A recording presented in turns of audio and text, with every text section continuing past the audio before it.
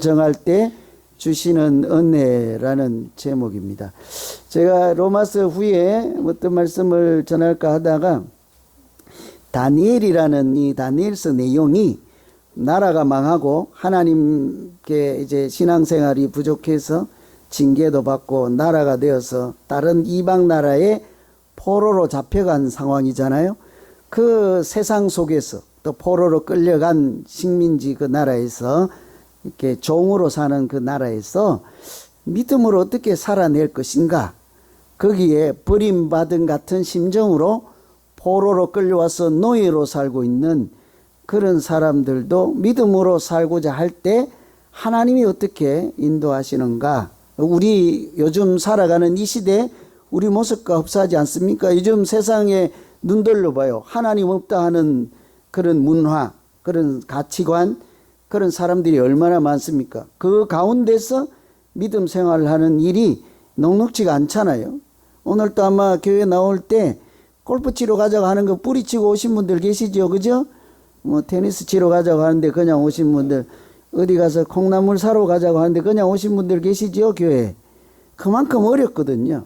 그래서 이 시대에 우리가 어려운 시대에 믿음 생활을 어떻게 하면 좋을까 해서 다니엘서 1장 말씀으로 오늘 같이 은혜 받고자 합니다. 뜻을 정할 때 하나님이 우리에게 어떻게 하실까 이런 고민을 하는데 뜻을 강조한 사람이 생각나더라고요. 제가 참 좋아하고 존경하는 분인데 함석헌 선생인데 아실란가 모르겠어요. 독립운동가이기도 하고 사상가이기도 하고 언론이기도 하고 교육가이시기도 하고 CR 이렇게 있는데 아주 유명한 분이에요. 깨어있는 분이에요. 옛날에 살아계실 때 보면 흰 수염 이렇게 하고 있는데 이 사상계라고 하는 책에 이분이 이 함 선생님이 올린 글을 보면 생각하는 백성이라야 산다. 잘 들어보세요. 그 당시에 아주 암울한 시대예요. 한치 희망도 보이지 않은 그때에 이분이 백성들에게 온 나라 민족에게 일갈하시는 말씀이 생각하는 백성이라야 산다. 우리 각자에게 생각하는 사람이어야 인생을 잘 산다. 이런 뜻도 되지 않습니까? 그걸 한 토막 소개해드리면 생각하는 백성이라야 산다. 모든 일에는 뜻이 있다. 모든 일은 뜻이다. 뜻에 나타난 것이 일이요 물건이다. 뜻 있으면 있다. 존재한다는 말이에요. 뜻 없으면 없다. 뜻 품으면 사람. 뜻 없으면 사람 아니. 뜻 깨달으면 얼, 못 깨달으면 흙. 전쟁을 치르고도 뜻도 모르면 개요 돼지다. 영원히 멍에를 메고 맷돌질을 하는 당나귀다. 그 시대 옛 문장 표현이고 하는데 그 무슨 말씀 하시는지는 알죠. 거기에 보면 뜻 있으면 사람, 뜻 없으면 사람 아니. 아니다. 요즘 표현으로 하면 그런데 사람이 숨만 쉰다고 사람 같은 사람이 아니라 그 영혼과 마음과 심정과 그 인생에 뭐가 있어야 된다는 거예요? 뜻이 있어야 사람다운 사람이라는 거예요.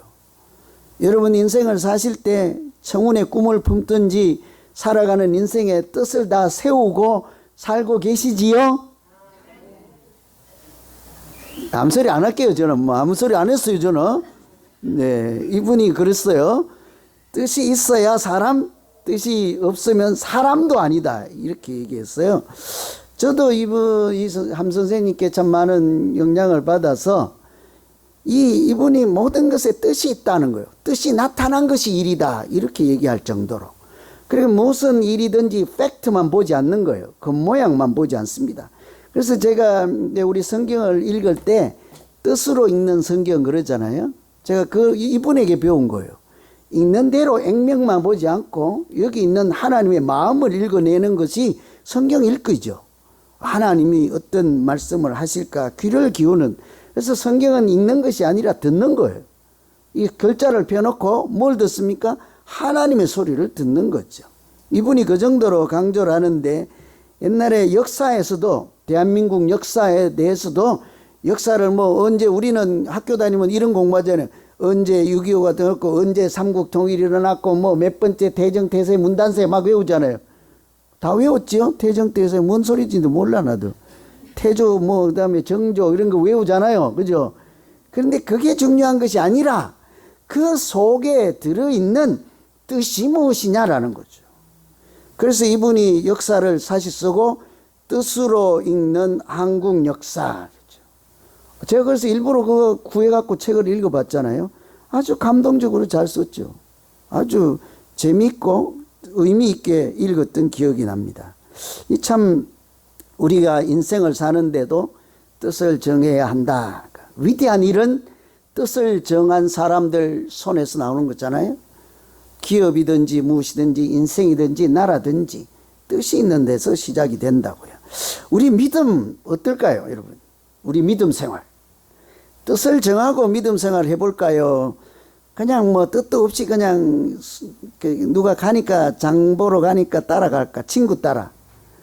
이제 오늘 말씀도 바벨론에 가서 포로로 끌려간 소년, 청년이 이방 나라에서 세속에 물들지 않고 자기를 더럽게 하지 않고 하나님을 향한 뜻을 정하고 믿음 생활을 했던 사람. 퀴즈로 물으면 그 사람 이름이 누구예요? 다니엘이잖아요. 그죠? 우리 권사님 공부를 많이 하셨고 건방하잖아요. 다니엘인데 사실은 이 다니엘서라고 하는 것이 다니엘이 주인공으로 다니엘의 전기가 아니라 다니엘의 믿음과 그 당시에 포로로 끌려간 상황과 이런 역사를 통해서 하나님은 누구신가를 우리에게 보여주시고 포로 가운데 어려운 중에 믿음 생활하는 그런 다니엘과 같은 사람들의 믿음 생활을 그 하나님께서 어떻게 도우시고 인도하시고 역사하시는지를 보여주는 하나님 말씀이죠.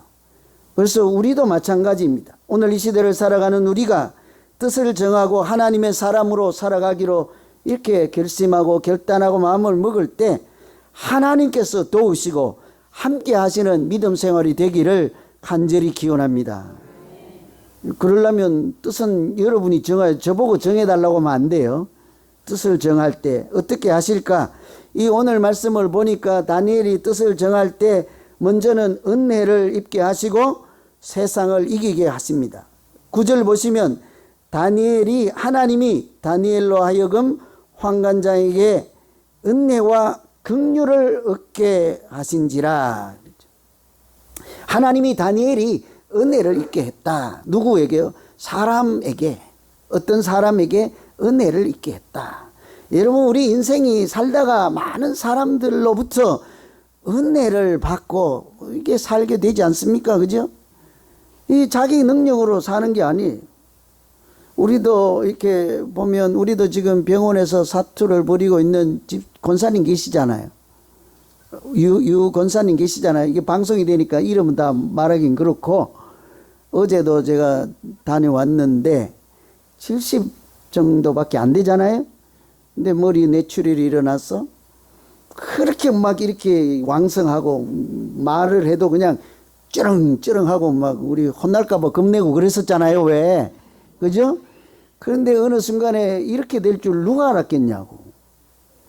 근데 오늘 아침에 일부 예배를 막 드리는데 여기 있는데 전화가 계속 오는 전화는 알잖아요. 시계도 전화가 있고 이렇게 하니까 받을 수가 있어야지. 끝나고 이렇게 알아보니까 어제 꿈에 하나님을 뵀다는 거지. 하나님을 만나서 천국을 갔는데 빨리 오라고 할까요? 나중에 오라고 할까요? 뭐라고 할까요? 여러분이 정해보세요. 뭐 천국에 빨리 가야지 좋은 일이 있지 나중에 가요. 그 이분이 천국에 가서 하나님을 만났더니 꿈에 나중에 오라고 한다고 너무 기뻐서 전화가 온 거예요. 이 우리가 뭡니까? 그분도 저렇게 되기까지 자기가 쓰러져 있어서 아무것도 할 수 없을 때 하나님이 사람을 통해서 은혜를 입게 하잖아요. 그 사람이 누굽니까? 병원에 데려다 주고 급할 때 응급 조치할 수 있도록 해주고 그렇게 자기가 아무것도 할 수 없을 때, 그 쩌렁쩌렁한 소리 한마디도 지를 수 없을 때 누군가를 통해서 은혜를 있게 하시니까 하나님께서 그 생명을 구해주시고 사실은 하나님께서 살려주신 줄로 믿습니다. 우리 인생이라는 게 평상시는 막 이렇게 오늘도 지금 막 싸우면 막 이렇게 한 분들요, 한순간이요, 아무것도 할 수 없을 때 하나님이 사람으로 하여금 은혜를 얻고 우리의 생명을 지탱하시고 살아가게 하시니까 살아있는 거 아니겠습니까? 이 바벨론에 끌려간 다니엘이 하나님이 어떤 환관장에게 은혜를 얻게 했다, 이 말은 끌려간 포로로, 이제 보통 우리 일제시대도 일본이 우리나라를 강압 이렇게 통치해서 하면 다 좋은 것은 다 가져가잖아요. 호남 평야에 있는 곡창지대에 그 곡물 다 싣고 가고, 뭐 지들은 우리나라 발전시키기 위해서 철도 놨다 가는데 그런 새빨간 거짓말이 어디 있어요. 자기들 나라로 가져가려고 집 나르려고 넣어둔 철도이지 않겠습니까? 그걸로 가지고 전부 빼돌리기 위한 광물 이렇게 다 뺏어가고 금은 다 가져가고 그렇게 하잖아요. 그렇게 뿐만 아니라 기술이 있거나 재능이 있거나 인재들이나 이런 사람들을 끌고 가가지고 고문도 하고 해유도 하고 또 좋은 것도 주면서 뭐라고 합니까? 내가 출세시켜 줄게. 조건은 뭐예요? 출세시켜 줄게. 내 말만 들어. 지금까지 살았던 거 조국은 잊어라. 나만 믿어. 천황만 숭배해라. 그러면 내가 산의 진미를 줄게. 이러잖아요. 다니엘이 끌려갔을 때 똑같은 거예요.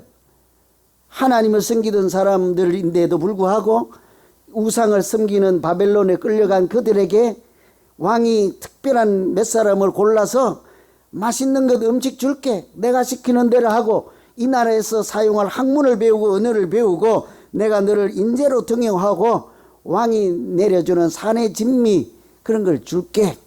이거 먹고 하자. 이러니까 다니엘이 뭐래요? 아니올시다. 나는 그렇게 못하겠소. 나는 하나님을 섬기는 백성으로 성경에 기록되어 있고 율법에 기록한 대로 내가 하나님을 섬기는 사람답게 먹고 살고 생활하고 그렇게 할 수 있도록 해 주십시오. 잘못하면 목이 날아가는 소리 아닙니까? 여러분 다 군대 안 가보셨죠? 별이 내려와서 소주 한 잔 주면 마셔야 될까요? 나 교회 다닌다고 내려놓을까요? 어떻게 할까요, 권사님? 뭐 교회 다닌다니까 뭘 마셔야 된다. 우리 이 권사님 아니에요? 큰일 날 소리를 하니 저 권사님. 나 얼굴은 못 봤어요. 누군지 몰라. 난 소리만 이쪽에서 났어. 진짜 나 얼굴은 누군지 몰라. 소리도 누군지도 몰라. 그러면 보통은 별이 주면 우리가 여러분이 생각하는 그런 게 아니에요. 쳐다보지도 못하는 별이에요. 그러면 이렇게 당연히 마실 수밖에 없겠죠. 근데 별이 아니고 짝대기 4개 있는 고참이 한 잔 먹어 하면 마실까요? 내려놓을까요? 내려놓았다가 맞아 죽어요. 거기서 별보다 더 무서워요. 거기서 아니 나는 교회 다니니까 안 돼요. 이 자식이 여기가 어디라고 큰일 날지 큰일 나. 군대를 안 가보셔갖고 지금들 이처럼 바벨론의 왕이 주는 음식을 못 먹겠어 한다는 얘기는 당신이 주는 건 내게는 소용없어. 가치 없어. 왕이 주는 건 난 귀하게 여기지 않소. 너 나한테는 왕 아니야. 큰일 날 소리예요. 뿐만 아니라 공경에 처하는 사람이 또 한 명 있지요. 사람들을 관리해서 뽑아서 교육시키라고 했던 그 교육 맡은 환관장 있잖아요. 이 사람 목이 날아가게 생겼네요. 저들을 불러다가 시키는 대로 먹이고 입히고 훈련시켜서 이 나라 발전을 일어나게 하시오 했더니 어떤 애가 반기를 들고 나는 안 먹어 이러는 거잖아요. 그래서 하는 말이 네가 이거 주는 것 안 먹고 네 맘대로 하면 그래서 나중에 이 주는 것 산의 진미 고기도 안 먹고 그 채소만 먹었다가 빼짝 말라갖고 왕이 와서 졸업식장에 딱 왔는데 네가 이렇게 빼짝 말라고 있으면 내 목이 날아간다. 내가 위태롭다는 거죠. 그때 다니엘이 뭐라고 했습니까? 정말 그렇게 생각하시면 열흘 동안 나를 시험을 해보시고 테스트를 해보라. 물하고 채소만 먹었고 내가 견뎌볼 테니 열흘 지나서 내가 포동포동 살이 쪄 있으면 그냥 채소만 계속 주시고 빼짝 말라 있으면 내가 산의 진미 왁이 주는 음식을 먹겠어. 자, 이제 시험을 했습니다. 그래서 이 환관장을 통해서 다니엘이 은혜를 입었다 하는 말은 그런 테스트를 받을 수 있도록 환관장이 용인을 허락을 해준 거예요. 강압할 수 있잖아요. 시끄럽다 이놈아 하고는 시키는 대로 주는 대로 먹어라 이렇게 할 수도 있잖아요. 그런데 하나님의 사람으로 자기를 더럽히지 않고 세속에 물들지 않고 여전히 믿음으로 살아갈 수 있는 기회를 테스트에서 통과하면 너 그렇게 살아 하고 허락받을 수 있는 걸 줬으니 얼마나 큰 은혜입니까? 여러분 다 아시는 대로 그렇게 테스트 했을 때 다니엘이 빼짝 말랐습니까? 살이 포동포동 쪘습니까? 윤택이 났다 했잖아요. 다른 사람보다 건강했다 하지 않습니까? 그래서 여전히 하나님의 사람으로 살아갈 수 있는 길을 얻게 된 거죠. 어떻게 열렸습니까? 그 환관장이라는 사람의 마음을 하나님께서 움직이시고 강압적으로 하지 않고 믿음으로 살아갈 수 있는 통로를 열어주신 거죠. 이처럼 하나님께서 사람의 마음을 움직이시고 때로는 환경을 움직이시고 여건을 만드시고 우리에게 은혜를 입게 하셔서 오늘 이때까지 건강도 주시고 믿음도 주셔서 이렇게 예배를 드리는 사람, 하나님을 아버지라고 부르는 사람으로 인생을 뜻이 있는 인생으로 살아가게 하시는 줄로 믿습니다. 이렇게 내가 상황에 아주 어려운 처지에 있을지라도 믿음으로 살겠다, 하나님만 바라보겠다 이렇게 결단하는 믿음으로 용기로 나아가는 사람 하나님은 틀림없이 외면하지 않습니다. 세상 사람들도요, 철학자인 러셀 영국 사람이잖아요. 이 사람도 위대한 일은 먼저 결단하고 시작하는 것이라 이렇게 말하면서 세상에 살아도 결단하고 시작한다고 그래요. 경영학의 대부인 피터 드러커도 하는 말이 성공한 기업은 예외 없이 누군가 용기 있는 결정을 했기 때문이라 이래요. 기업을 하든 세상에서 살아가든 다 결단하고 마음을 정하고 그렇게 살아갈 때 성공한다고 하는데 우리 마찬가지이지 않겠어요? 하나님 앞에 나아갈 때 여기 아무런 결단과 고백과 결심 없이 나온 사람이 어디 있습니까? 하나님이 부르심에 하나님이 먼저 부르시지만 우리는 어떻게 했습니까? 주님의 손을 잡고 오늘 이렇게 은혜를 입게 하시니 믿음으로 살게 된 줄로 믿습니다. 그러니 우리가 믿음으로 살 수 있도록 매일같이 뜻을 정하고 뜻을 정할 때 하나님께서 우리 그렇게 하잖아요. 영혼이 잘됨 같이 범사가 잘되고 강건하기를 간구하노라 하잖아요. 그 강건을 누가 주어서 기도합니까?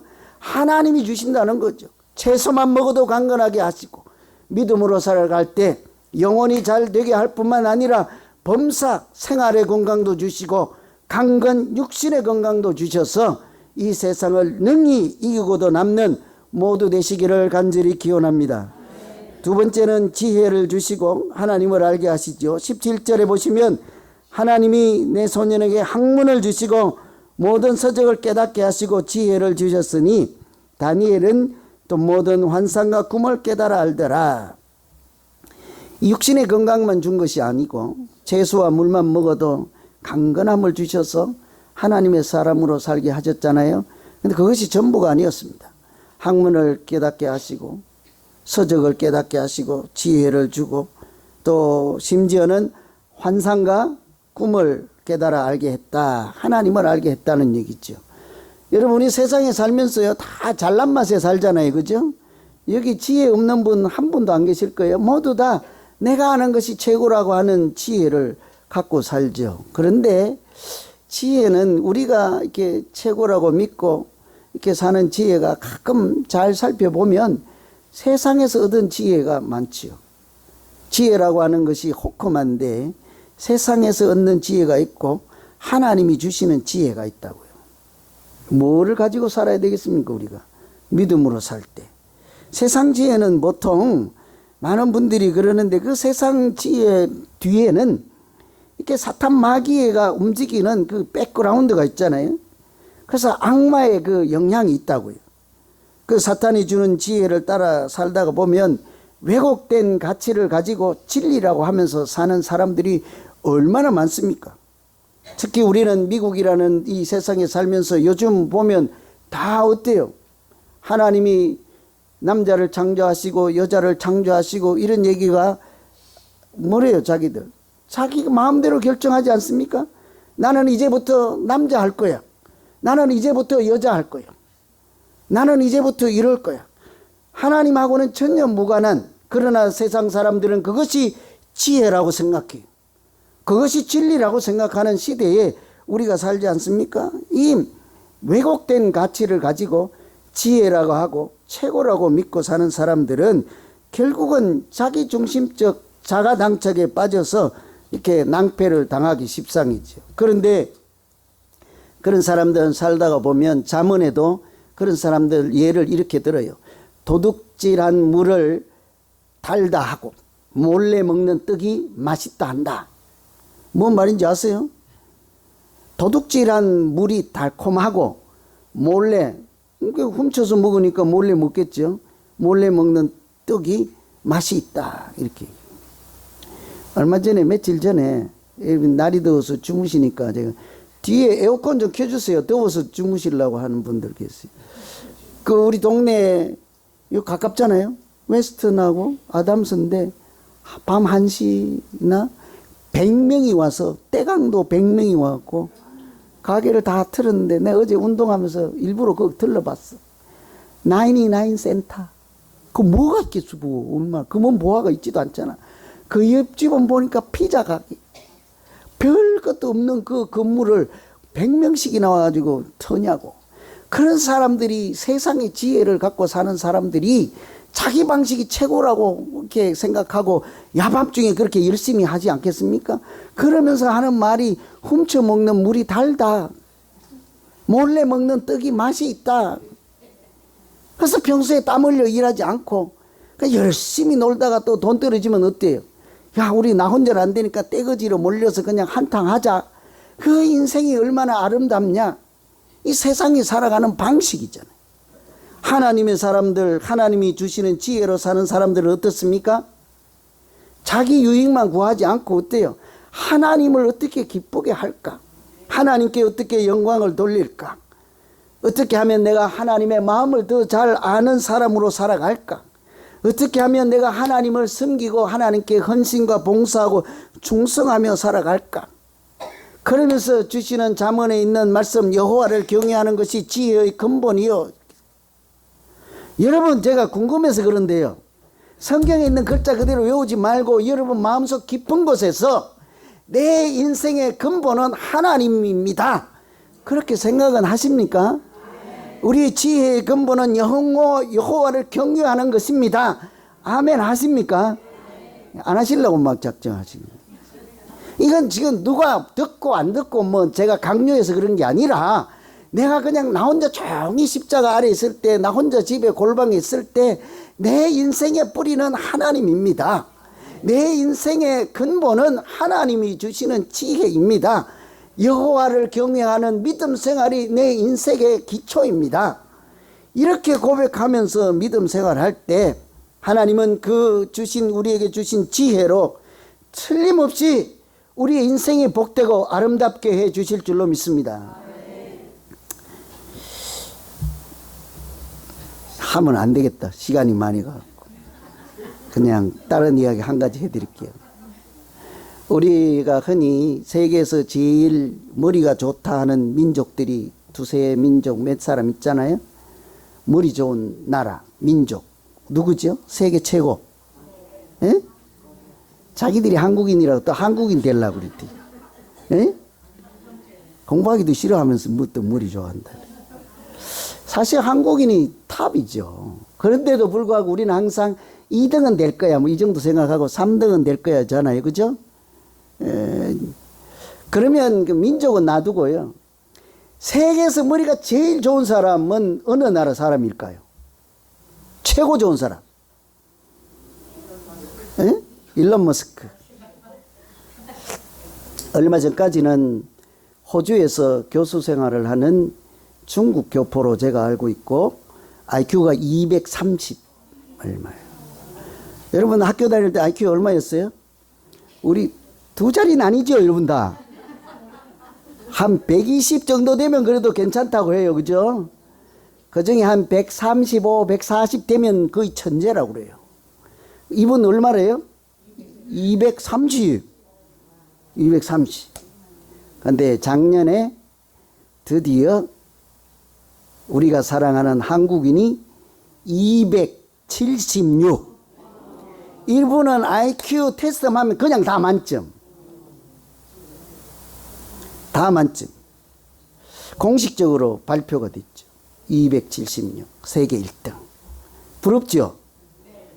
예, 앞으로 아이를 가지실 분, 손주를 보실 분들, 지금도 학교 다니면서 공부하시는 그런 분들, 머리가 좋아지기를 기대하는 분들 잘 들으세요. 이분이 원래는 176이었어요. 대단하죠, 그것도. 그 옛날에 그 영재 발굴단이라고 하는 프로그램 있어요. 거기에 출연했을 때 아기 때 어릴 때죠. 176이었어요. 그것만 나도 대단해요. 그런데 이 학교를 다니는데 보니까 틀에 박힌데 학교 가면 다 뭐합니까? 교육이. 점수 잘 받아서 좋은 학교 가는 거 아니에요? 저 최고 좋은 학교 가서 그 다음에 뭐예요? 판사 되고 검사 되고 박사 되고 이런 거 아니에요? 그래서 돈 많이 벌어서 내가 잘 살고 부자 되고 이런 거잖아요. 대개는 그러잖아요. 그래서 이 학교를 다니는데 이렇게 해서는 안 되겠다 하고 자기가 뜻을 정한 거예요. 만일 이분이 나중에 10년 뒤에 지금 하는 말이 그냥 시키는 대로만 하고 했더라면 나는 지금 이와 같은 인물이 될 수 없었을 것이다. 근데 그때 자기가 생각할 때 나는 뜻을 정하고 내가 가야 할 길이 있겠구나. 하나님이 나를 통해서 하실 일이 있겠구나. 이런 생각을 하기 시작했다는 거예요. 그러면서 이분이 최근에 하는 말씀이 세상이 돈으로만 흘러가지 않는구나. 여러분 머리 좋으면 뭐 하실래요? 머리 좋으면 최고 좋은 시험에 합격해서 뭐 이렇게 땅땅거리고 사실래요? 아니면 뭐 그냥 머리가 좋으면 다른 사람이 못 푸는 그냥 금고 열쇠 번호 다 푸는 방법 안 하고 다 풀어버릴까? 그냥 어떻게 할까요? 어떻게 하든 결론은 뭐예요? 머리가 좋으면 내가 출세하고 내가 잘 되고 우리나라가 잘 되고 이러잖아요. 내가 저게 하면 내 마음대로 할 수만 있다면 돈을 떼부자처럼 벌고 싶다 이렇게 가기가 쉽잖아요. 근데 이분은 벌써 머리에 무슨 생각을 하는 거죠? 돈으로만 세상이 흘러가지 않는구나. 돈에 관심 가지 않습니다.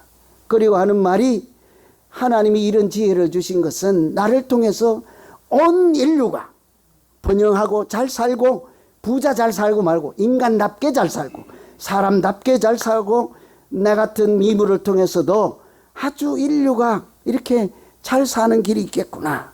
그런 뜻을 정하니까 어때요? 176 IQ가 어떻게 얼마까지 됐다고요? 276까지 막 IQ가 불어난 거예요. 계속 공부를 하는 거예요. 계속 노력도 하는 거예요. 어떻게 하든지 그냥 세상 사람들처럼 그런 사고방식이 아니라 이렇게 하나님을 인정하고 이렇게 받아들이는 사람으로 그렇게 살고자 할 때 여러분 지혜가 우리 안에서 나오는 게 아니잖아요. 세상에서 만들어지는 게 아니잖아요. 여러분 지혜를 부족하면 성경에서는 뭐라고 하던가요? 후히 주시고 꾸짖지 아니하시는 하나님께 구하라 하잖아요. 하나님께서 지혜를 주시지 않겠어요? 미련한 자를 들어 지혜로운 자를 부끄럽게 하신다 합니다. 우리같이 미련한 자, 세상 사람들이 보면 예수 믿는다고 미련하고 십자가를 부여잡고 있는 우리를 보면 미련하다 하는데 우리는 그 십자가를 하나님의 지혜라고 하지 않습니까? 우리를 구원하시는 하나님의 능력이라고 하지 않습니까? 아이고 어떻게든 내가 설교를 잘못하고 아멘이 안 돼갖구나 큰일 났네.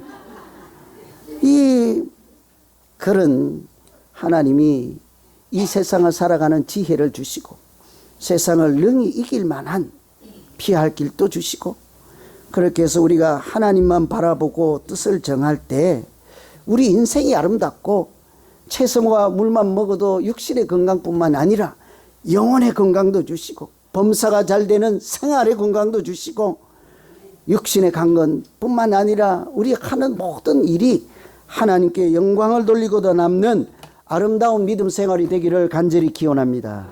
기도하겠습니다. 하나님 아버지,